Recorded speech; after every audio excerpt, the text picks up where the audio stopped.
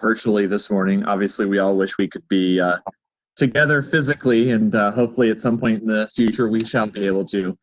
But pleased to be here sharing for Closing Bell this morning with everyone. And ironically, this was one of the first things I got to do last year. So this is one of the things I can at least check and go, okay, this is a second go. Sadly, because of COVID, there are things that I still haven't gotten a first go at because they've been canceled. So this is at least one where I'm like, all right, I know this one a little bit. So getting into our presentation here, just wanted to share some of the accomplishments that we have this year. Again, recognizing that we certainly had an interesting fourth quarter, which we'll get to in a second. But you know, it's hard to believe some of the things that happened this year because it seems so long ago. So one specifically, you know, we did obviously start the work on our new district strategic plan. We did obviously have to suspend that process due to COVID. We are obviously looking to get that started back up, hopefully once we're able to do some face-to-face meetings again. We felt like that was something where, while it could be done virtually, it was best done obviously with everybody being together. So we'll get started back on that this fall and hopefully be able to establish a new timeline once we have a better understanding of what things look like. We did, with I think probably a little bit of consternation, but we did get through at least our first year of implementation on new math curriculum with Eureka and Zern at the elementary levels, Illustrative at the middle school levels. We're obviously going to continue to help support our teachers as we roll into year 2 on that. But I think at least with 1 year under our belt, that helps us out a bit. One of the other big things, and we really didn't get to see exactly how this played out because, of course, our statewide assessments were canceled this year. But we put a system in place to monitor our student progress throughout the year and be able to make instructional adjustments. And I can share with you, you know, many of the conversations that I had with teachers in particular, as well as some of our principals, how much that really helped them out to see where students were at and the conversations that they got to have with students as well in terms of the progress that they were making, because it really is just looking at progress throughout the year. And so obviously we will look to see how that helps us again next year, and probably to even see as we do benchmarking in the fall, again, fingers crossed, you know, where some of those gaps might be compared to where we expect that we would normally be at the start of the year. And then as we were just talking about just a few moments ago, we launched the journey over at Middle Trail Middle School. We recognized that there was an issue with having enough capacity for our gifted education programs. And so really excited about being able to offer that, you know, and they've got some great teachers coming into that program. And so really looking forward to that getting started for next year. Some other accomplishments, again, working very closely with UPC. Thank you, because I know this was definitely something that took the efforts of many of us.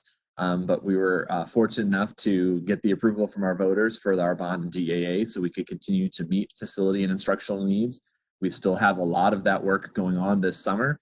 As you'll see, for those who may be interested in tuning into the governing board meeting, we have our usual construction updates on the agenda there. You can probably even just download it once the agenda is public, but that work continues. So we are still working on facility upgrades.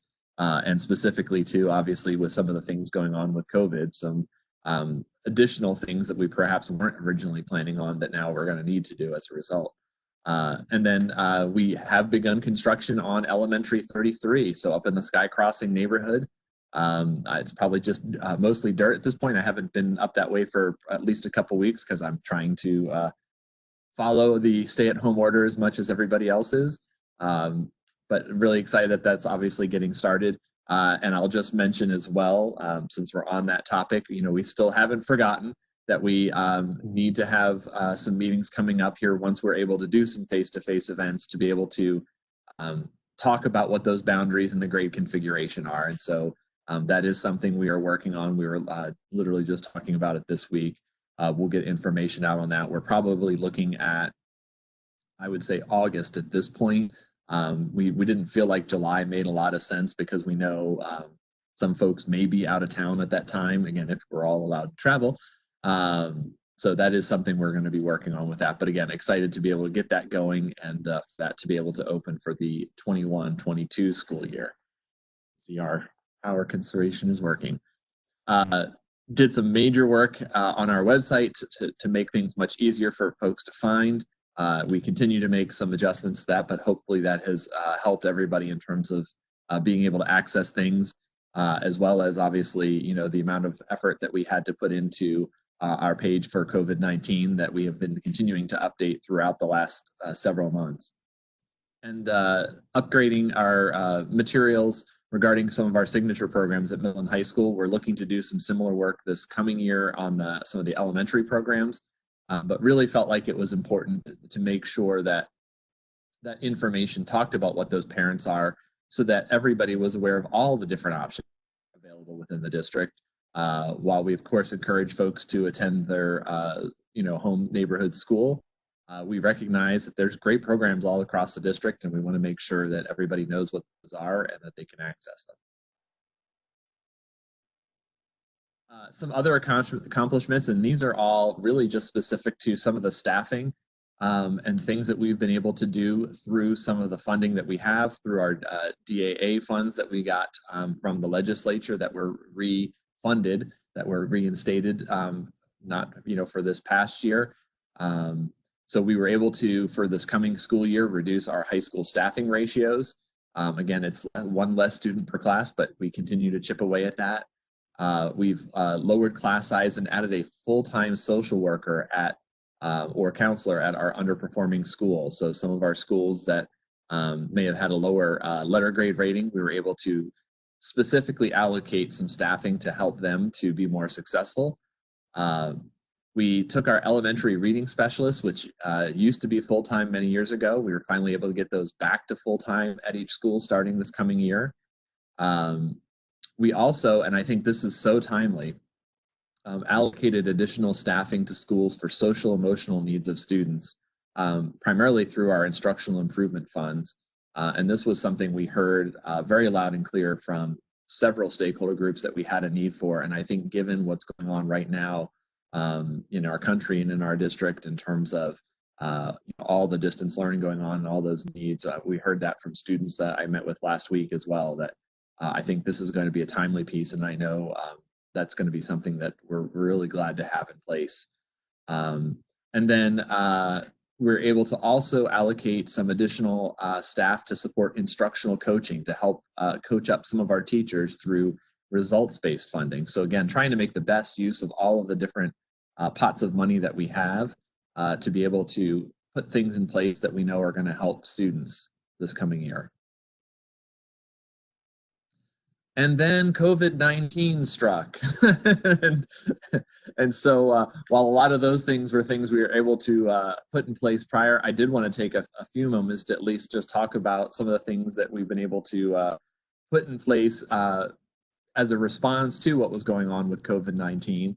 I cannot really say enough about the amazing job that so many of our teachers have done in shifting to this distance learning model in really about a week's time. Just incredible. And I'm sure you guys have seen it. I know we certainly appreciate all the work that I know you have all had to do as parents to help support your students as they're learning. We recognize the challenge that is. I'll share even too that I know I've already received some communications from parents saying, please, can we get the kids back to school? Mostly just because like I can't keep doing this. And it's like I get it. It has definitely been hard. I know it's been hard in our house as well, trying to work with our 3 kiddos online and getting them going. And we also had paper and pencil packets for those students who may not be able to have access. While we worked obviously very hard to make sure folks had access, as you can see, we distributed over 5,300 computers to families. We assisted over 1,000 families with trying to get access to the internet. We recognize that for some students, they really just needed something offline, and so we provided that as well. Our grab-and-go meal packets, and again, it varies a little bit by week, but generally it was about 8,400 meals per week, and that's breakfast and lunch meals to our families. So that is a very significant number. And again, big shout out to our nutrition team and everybody who was helping them out, who were there on the front line serving families every day.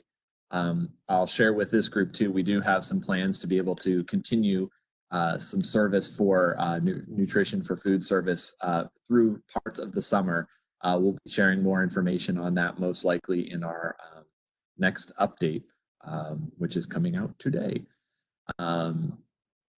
Our distancing.pvschools.net website for access to distance learning tools and information. We're going to keep that live through the summer, and teachers should be sharing some links on there as well as directly with their students to continue learning over summer. That was part of why, for those students who may have checked out a computer with us, unless they are graduating seniors or are leaving the district, we're going to let those students hang on to those throughout the summer because we want that learning to continue. And so have those resources available for everybody. And then I know it was certainly a hot and heavy for a while, and then we scaled back a little bit to the weekly, which I think is probably a good beat in terms of communication right now, but really wanted to make sure that you all were kept informed as to what's going on and what decisions were being made, particularly as all of this was rolling out so quickly, through the end of March and early April there. And then I also just wanted to throw some highlights up here just to remind everybody of some of the really great things that we have had going on this year. I continue to be pleased that we are leaders out there in terms of National Board Certified Teachers. We had 6 new and 2 renewed National Board Certified Teachers. We were able to renew our funding for the school safety grant for 11 school resource officers over multiple campuses. And I'll tack on to that we did have a couple of schools, I think I had mentioned at a prior meeting, that did not receive funding, that had funding previously. We were able to shift some of our existing resources to make sure that we covered those shortages. I know Pinnacle High School was one spot in particular that we noted that they did not receive funding this current round, but we were able to shift resources from other places that did receive funding to be able to cover those spots that did not get funding through the grant. We had 5 of our schools that were awarded for PBIS for their work with positive behavior intervention supports. Our national merit students, 22 national merit commended students, 12 merit semifinalists, 11 of those became merit finalists, 6 national Hispanic scholars.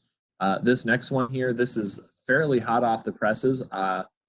This is the first year of the State Seal of Arts Proficiency. This is a seal that actually goes on students' diplomas.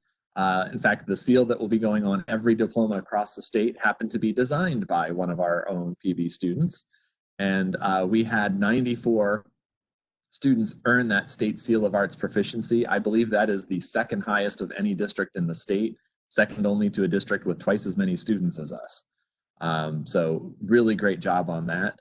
And then we obviously had some state championships with the girls golf team. We had some individual state championship athletic awards as well. And I would be remiss if I did not also mention that our board this past December did receive the Total Board Boardsmanship Award from ASBA for all of their work as well. So we've got some great things going on. And obviously looking forward to some great things, hopefully this fall, that we should be able to open. One last bit I'll share, and I think that was it for my highlights. I'll share that we do have a committee, a superintendent's committee on reopening that has begun meeting. They're meeting over the next several weeks to develop some recommendations in terms of what opening of school will look like. And I've charged them specifically with looking at 3 main areas of focus. One, if we are able to open on time, what things do we need to make sure that we have in place so that students and staff are safe and that we are able to get things rolling there? What might need to happen if, let's say, we open, but then a second wave hits and we have to revert back to a distance learning model? How would we do that? And then the third option, if we're seeing a jump in cases this summer and perhaps we need to delay our opening of school, looking at some options on that. So they're working on that right now. I think their first meeting is actually today. And my hope is that we'll be able to get additional information out to families what opening a school looks like over the summer, hopefully sometime, I would say in about mid-June.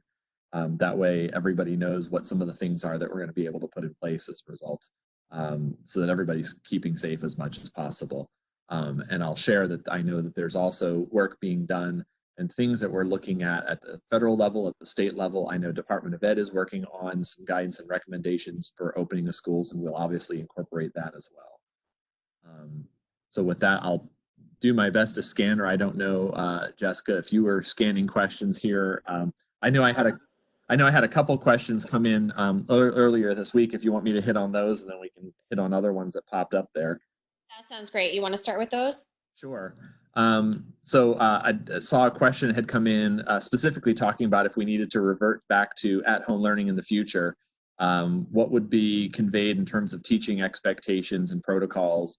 Because obviously with the distance learning we had going on this spring, it was a very quick turnaround, and there was probably not as much uniformity, I would say, to that. So I think, again, that's a really good point with that committee that I was just talking about. I think that's one of the pieces that we would certainly be looking at, having more structure around what that distance learning looks like. Again, I think our teachers did an amazing job with the short amount of time that we have, but if it does end up that we end up having to go back to a model with some distance learning at a school or multiple schools or all of our schools as a result of cases going up, yes, I think we would definitely have some additional structures in place. One of the other things that we've already shared with teachers as they start planning for next year, just to be proactive, is we really need to be continuing with some of those digital options, even if we are able to continue with face-to-face instruction, like getting students on assignments with Google Classroom, with Zoom, with some of the other digital tools that they're using. That way, if it does get to a point where we end up having to go back to that, it's something that is really natural, and it's not a big change. It's not like we have to reteach everybody how to use some of those tools. Another question I had come in was talking about lockers. I believe that was a conversation a couple months back about the weight of the backpacks. I'll say that, obviously given some of the response that we know we're going to have with COVID-19 and some of the other facility work that we're going to have to get done, we are prioritizing that at this time. But we will continue to work with our schools in terms of making sure that if there are print materials that students have a copy at home as well as a copy at school, that way they're not having to carry those around. And I know we had talked about really working with teachers to make sure that it's not like every single subject is carrying its own binder that perhaps can share those. So we'll continue to work on that. Yeah, again, I think in terms of some of the facility work, we're really obviously going to have to prioritize safety, things like hand washing stations, hand sanitizers, whatever other things that we can put in there in terms of helping with any distancing in areas that we can. So I know those are things that we're primarily focusing on at this point. I see a couple other ones here, so if I miss a question, please forgive me. I'm just going to pepper in on what I'm seeing. Updates on graduation. So I think it was last week's communication. We had shared that obviously based on the feedback that we've gotten from families, we're looking at trying to do a graduation late June, early July. We've been working with, as many districts are, if you've been watching the news, State Farm Arena to try to use that as a possible venue. They've been a little cagey in terms of trying to confirm dates because, and they're literally the only people that are talking to anybody in education right now in terms of hosting an event. So we're hopeful that some of those events that you've already seen dates out there from some other districts actually happen. I'll tell you from talking to those folks, because they're not necessarily sure either. So we're working on that as a primary plan. Barring that or finding some other location that will be willing to host with appropriate distancing measures in place and based upon whatever the current recommendations are in terms of large group gatherings. We're also looking at options where if we need to, we could use our own fields, use the football fields to be able to do graduation there early in the morning, something like that. I know it's going to be hot, but we're considering all options at this point. So we'll share more information with those families, with seniors once we know more about graduation and have something firm. Again, we're trying to pin down dates, but the venues are being really cagey about trying to get those down specifically. I saw a couple things regarding activities for summer. So our current plans for summer, and again, I think this will be out in today's update to families. We are planning on continuing with our online summer school through PV Online, just like normal. That's an easy one. With respect to our face-to-face summer school that is traditionally offered, we are looking to push that into July and actually using a synchronous model online, so where students would be able to engage in online instruction through WebEx, something like this, so that it would be a little different, obviously, than the PV Online, which is asynchronous.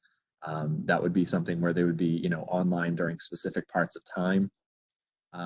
With respect to extended school year, ESY, some of our Title I summer school, some of our enrichment activities through community ed, we're tentatively planning to be able to offer those in July. We may be looking at slightly lower sizes in terms of some of those classes, so we can make sure we still have some distancing in place and that we're helping to keep everybody safe. So I expect more information coming on that one soon, but we should have that out there pretty soon. Sorry, I got a lot of questions here. Jess, you want to? Yes, yeah.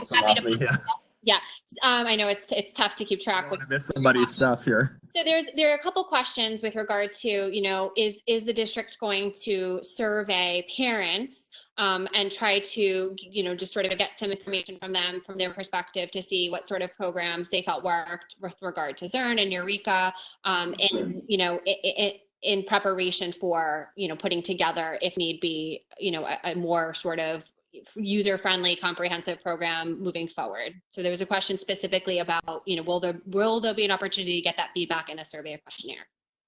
Yeah, and I'm guessing we're talking about if it's in traditional setting or online, or I don't know if it was specified in there. I mean, I'll make a note there and see if that's something we can. It was specific to like digital e-learning. Oh, okay. Yeah, I imagine that's possible. Yeah, let me make a note on that one. Thank you.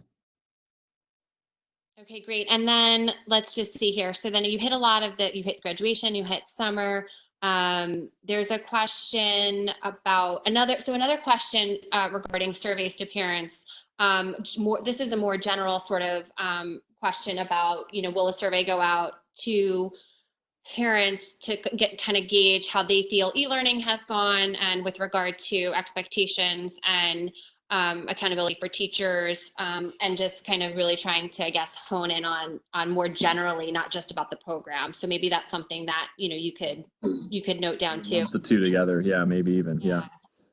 There's a question about whether we have any idea whether sports, assemblies, performances, those sort of like extracurricular activities might be able to continue next year. Sports, I actually have a meeting on that this afternoon, so I'll know more about where we're at. I know AIA had a meeting yesterday. I just don't know exactly what was discussed as of this time. From what I'm hearing, there's kind of a mixed bag in terms of some of the summer camps and things that might be going on. So I know that's one of the things that we're looking at. And again, just trying to keep folks safe, balancing the two, right? Trying to keep everybody safe, but trying to be able to move towards being able to do some of those things. So I don't have any specifics on that, but we'll get more out as soon as we know more. Field trips, some of those other things. I know we have a lot of field trips that were either approved for this coming year, because I remember we had some on there. I have the list actually sitting over on my desk. And some probably that are in the queue, they're looking to be approved. We haven't had an opportunity to specifically look at that. I think maybe once we have a better feel for what things are looking like in terms of cases and some of the recommendations in terms of health, we'll probably be able to move forward on that once we know more. I think it's probably just a little too soon to tell. With some of those. Yeah, I'm hopeful, obviously, with sports and performances and things that we'll be able to do that. But again, I think that's the bugaboo where we're all at right now, is that all of the stay-at-home order here in the state is really just lifting. We're just starting to see what the cases are looking like. And so I think until we have a better feel for whether things are escalating or things are subsiding, it's really hard to know. So we'll keep our eyes on all of that and hopefully be able to keep everybody in the loop as we're making decisions regarding some of those types of activities. Fair enough. There's a question here about, do you expect to be able to have enough gifted teachers for all of the openings, especially in the self-contained classrooms? I would anticipate so. Hiring is continuing to go on as it normally has, other than the fact that, of course, it's all online. I don't think we're seeing any. We're actually seeing it's a kind of an interesting thing. We're seeing a little bit less mobility, both in and out. So there's, I think, more of a tendency for folks to stay put. Yeah, I don't foresee that we're going to have any issues there. And so I think that the answer to this is yes, but I just want to make sure I'm not correct. That I'm correct. There's a question, are there nurses at all schools? My understanding is PD is actually one of the districts that does have nurses at all schools, and that is not the case across the state. Is that correct? You are 100% correct. Yes, we have a nurse at every school. We're one of the few districts that actually does. And our nurses have been and continue to be instrumental in terms of our guidance and information as we're developing that in terms of opening the school. Great. That is definitely reassuring given what we're facing now, especially. There's a question also about, and I recognize that there's this new committee that's tasked with looking through all these things, but I'm gonna kind of put the question out there as something maybe that can be discussed within that committee as well, and if you have any insight to offer. But will there be a heightened focus to get younger students back in the classroom? I guess maybe in this situation where there might be some sort of staggered schedules, or prioritizing certain students potentially going in first, or that sort of thing. Yeah, that's a good question. We haven't talked specifically about certain grade levels. Again, with the three areas of focus, with being a normal opening, a delayed opening, or having to revert back if we have cases, we haven't necessarily looked at staggering. Again, I think one of the things I will share is that, and it's going to be, I would imagine, part of the consideration of that group. I mean, if not, I know it's certainly on my mind, is that it's really hard for parents to be supporting students at home, especially as everything is hopefully returning to normal and people are perhaps not working remotely, or won't be able to work remotely. It makes it that much harder to be working with students, especially our younger students. Absolutely. As the mother of an 8-year-old, I'm there with you. There's a question regarding whether funding cuts will happen. Now, obviously, you won't be able to speak about, at the legislature, and, whether there will be funding cuts to education, because, our governing board and our school is not in control of any of that. But can you speak to whether you foresee any funding cuts that might happen? The question is just generally, if funding cuts will happen. Yeah, based on initial information that we've been getting from our group that works on our behalf with the legislature, we're not hearing any discussion of funding cuts for this coming school year, for fiscal 21. There has been, and it seems like continues to be, a commitment on both sides of the aisle that education funding is not going to be touched for this coming year. That being said, we recognize there are some funding sources that are going to be impacted that may be outside of that. For example, revenues due to, that are based upon sales tax. I mean, obviously, if people aren't there shopping, we're not collecting that sales tax. We know that's something we would anticipate is going to be reduced, as well as our revenues that we receive through Indian gaming. Again, if the casinos are closed, we're not getting that money. So we anticipate that. The other thing on that topic, we have been obviously keeping our ears very close to the ground in terms of CARES Act funding that was passed at the federal level. We're anticipating hearing, we've gotten some preliminary information this week. We're anticipating hearing more, I would hope, next week, if not the week after. And I think that will certainly help to bridge the gap in some of the extra costs that we have been incurring as a result of this closure. And just a couple examples of that.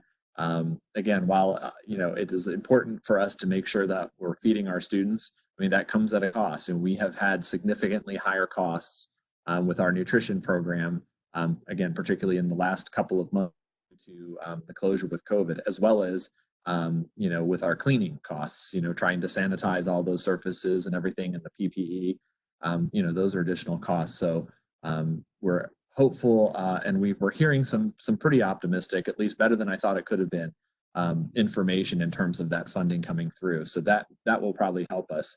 What it will look like past fiscal 21, I think that's probably the bigger question. For those who were watching in close detail, you might have noticed that when the legislature passed what they call that skinny budget, that did not include the full restoration of the District Additional Assistance, or DAA, that we were originally anticipating, that had fairly strong bipartisan support, and it was actually a bill that was working its way through the legislature at that time, but was not able to be included.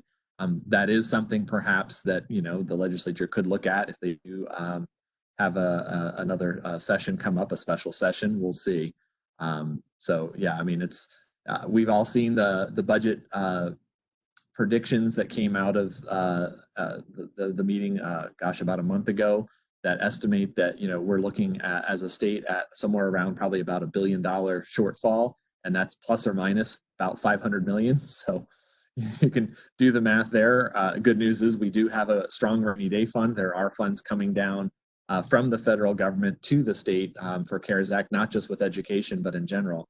But it's going to be hard to predict exactly what that impact is until we get a little further down the road. We see exactly what that economic activity looked like. Thank you for that response. So there's also just, I know we touched a little bit about, upon, the need for, or the desire to have a parent survey and potentially a staff survey go out in preparation for, coming up with plans moving into the fall, should we have to have those kinds of plans. And so there's also just sort of a question around, what kind of maybe resources and professional development opportunities for teachers. And again, kind of that point about accountability measures or expectations for students and teachers. So maybe if you could just speak a little bit about what professional development has looked like, virtually over this, the last couple months or so, and what you think it might look like if we continue to have to work in this space in the fall. Sure. Yeah, we've had a lot of professional development going on, and strong participation in that on behalf of not just our teachers, but even many of our support staff employees, who work with students as instructional aides and so forth. We've continued to have those offered. We will continue to. Again, most of those have been virtual online, but we'll continue to have those so that folks are prepared. Again, if we are able to, we might be able to do some of those face-to-face. But I think that's certainly going to be something that we're going to be focusing on to make sure that everybody feels comfortable and is ready to use those digital tools, again, should we need to. I'll also share that we did survey our teachers and our instructional aides a couple of weeks ago, just to get a feel from them before we wrapped up this school year and kind of leading into next year, in terms of what things were working, what wasn't working, what could we do better. Got some very positive results on that. There were a couple of adjustments that we made as a result on that. We did continue to hear that just more training is something that is of interest, and so we've continued to do that, as well as just some other technology kinds of issues there that we were working through. But generally, I would say it was very positive. I was very pleased with the results of that, and it, I think, validate a lot of the work that we were doing, as well as some of the things that we felt like we needed to continue doing. Thank you. There's a question about the VIP program, and have you had the opportunity, potentially with Cabinet, to explore the direction the VIP program might take with this environment that we're in? Yeah, that's certainly one of the things that I know we're talking about and have been talking about. Our VIPs, actually, in our current environment, just so everybody knows, we have been able to at least get them started engaged in doing virtual tutoring for students. So that's a plus. And obviously that took a little bit of a lift to make sure that we would get everybody comfortable with the tech to do that. But that's been good so far. I would say even more expansive than just our VIPs, but when you think of all of our employees, one of the considerations I know we're working on is we have a number of employees who would be in higher risk groups, just due to perhaps their age or existing medical conditions. And so I know we're going to have to work to figure out how do we help support those folks and put things in place to help keep them safe. I think that's, as much as we're concerned about our kids, we're also concerned about our staff. Some of our bus drivers as well. I mean, some of our bus drivers are actually some of our more seasoned employees out of all of our employee groups. So we're definitely going to have to look at putting as much as we can in place to help keep all of those folks safe. Yeah, no, absolutely. There's a question regarding, will the updates that you've been sending, those weekly email and voice message updates on the phone, will there be summer updates? Will there be some sort of regular updates that parents can expect over the summer? Yeah, well, I'd be curious for any feedback on this group. I mean, obviously, we can keep sharing information over the summer, and perhaps what we can do is, just keep with the weekly, even if it's just a check-in. I think that's a good beat to keep on. And if there's nothing exciting going on, we can just say, hey, there's nothing new, nothing exciting, but more coming. Yeah, I'm seeing the chat there. It looks like that's a yes. So we can do that.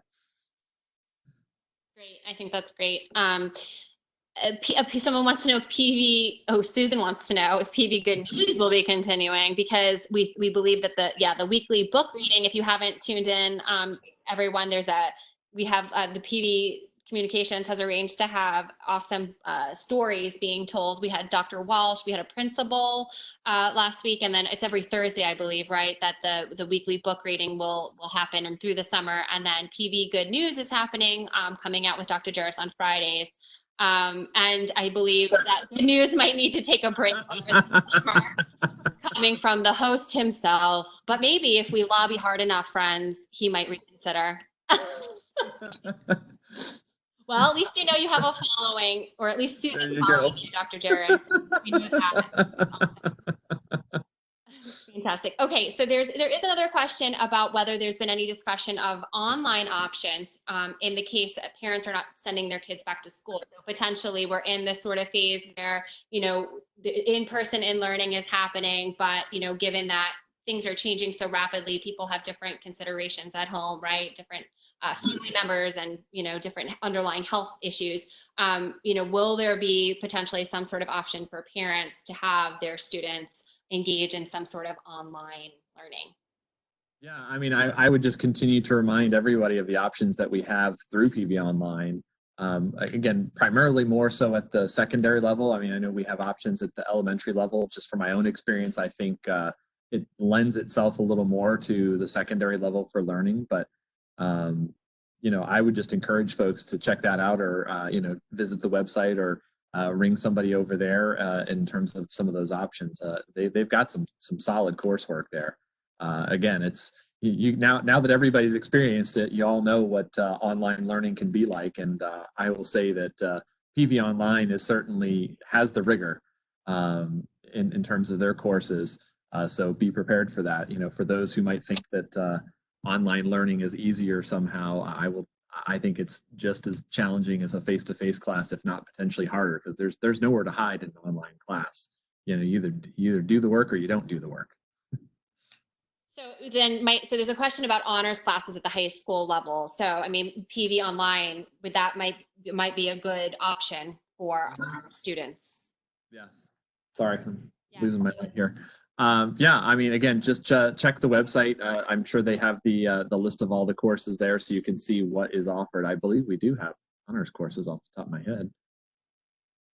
Yeah. There's a question here about what is happening right now with homebound students. Yeah, Homebound has been working in some cases similar to how it's been, in other cases not. Many of our homebound classes, we've been trying to, it was ironic that this year we tried to move many of those classes to an online model through a software called Edgenuity to be able to provide some of those classes online. So we had started doing more of that this year. I think given the current circumstance, we probably leaned on that more so.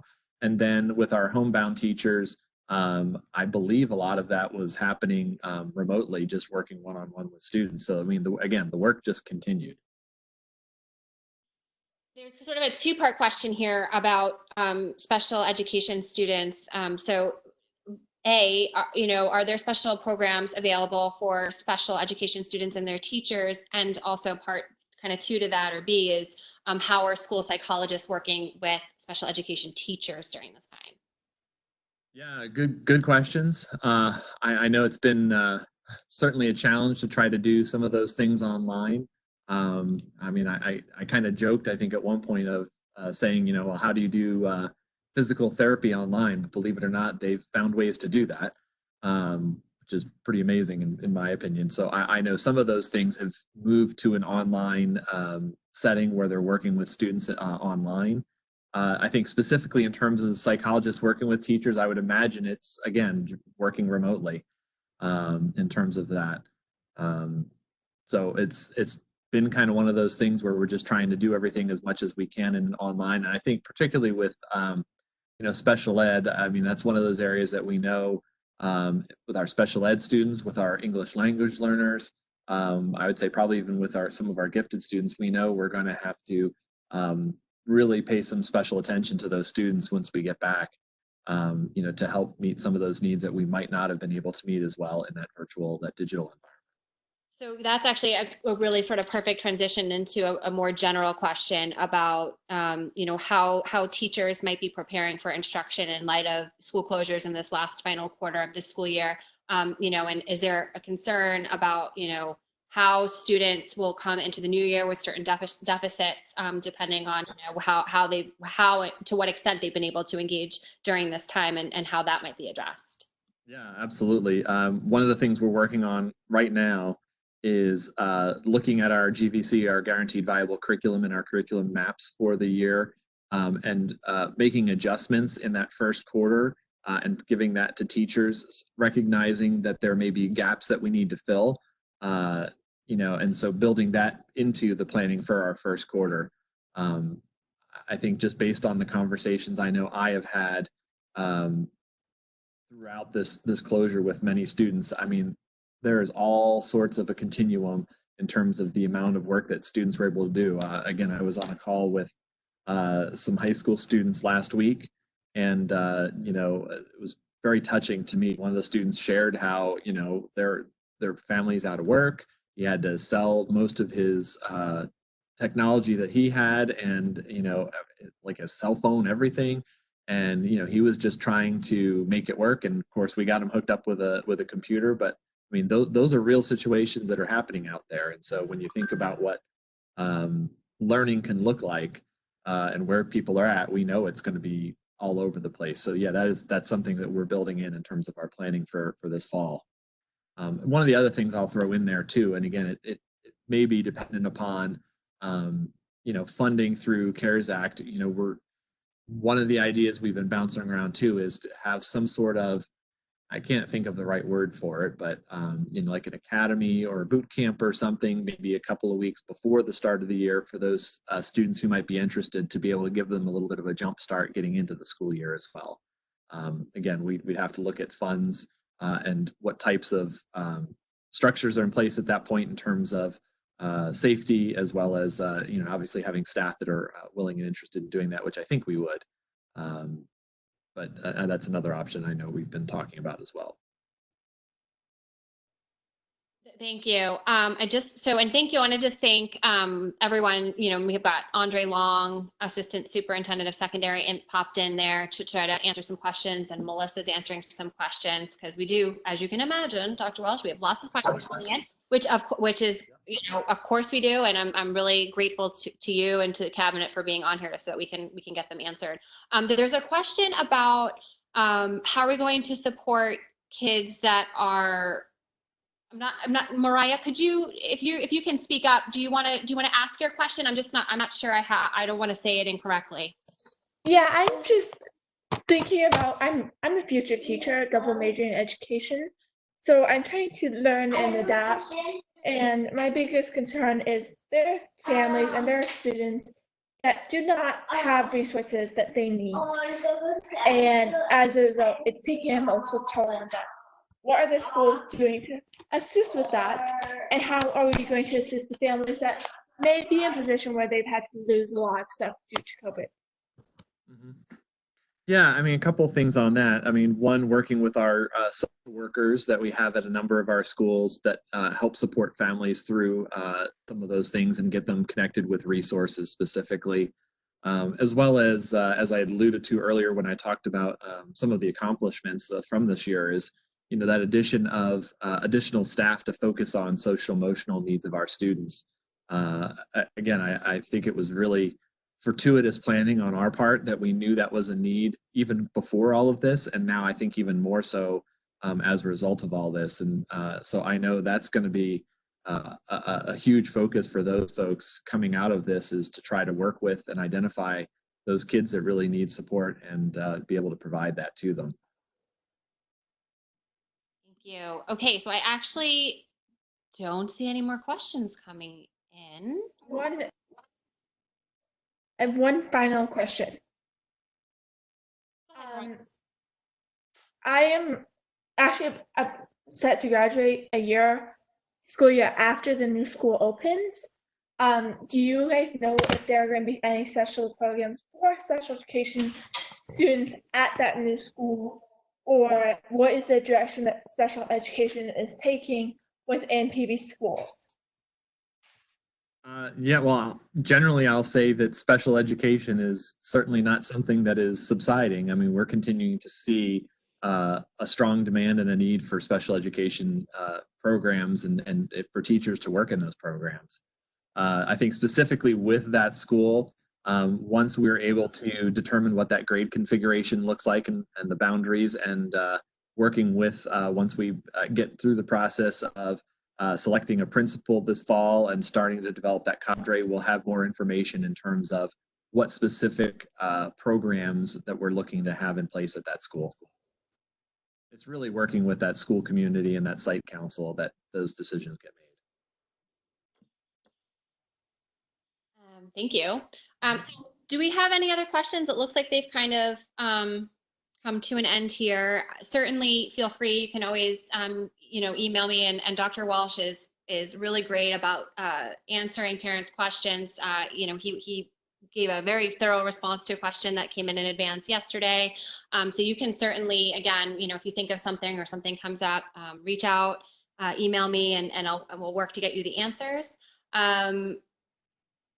There's a question that just came in here. Do we feel comfortable about the school having basically the cleaning supplies, sanitizing, hand sanitizer, wipes, that sort of thing, to open in the fall? Do we have orders out, and do we feel like we'll be confident in what we'll be able to secure?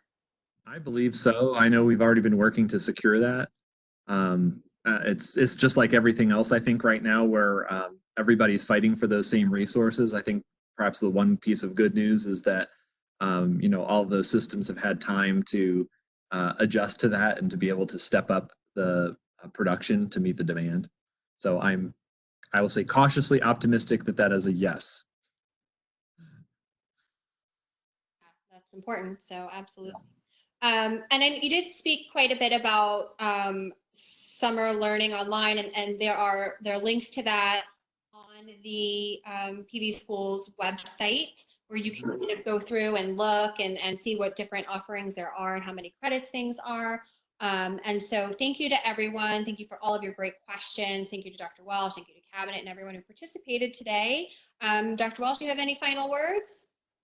I'll just say maybe two things. One, thank you for all the work I know you guys have been doing through all of this to help support the learning that's going on, and our teachers and everything. I know it's been, I know it's been a challenge for everybody, and we're trucking through it.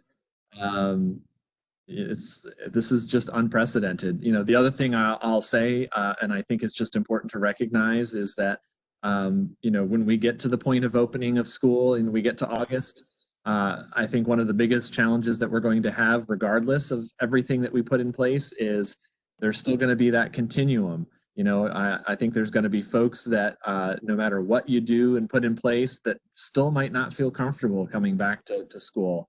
And then I know there's folks on the other side, and I've been hearing from, both sides and everywhere in between that, they might be saying, hey, we should have already been open, like, let's get this going.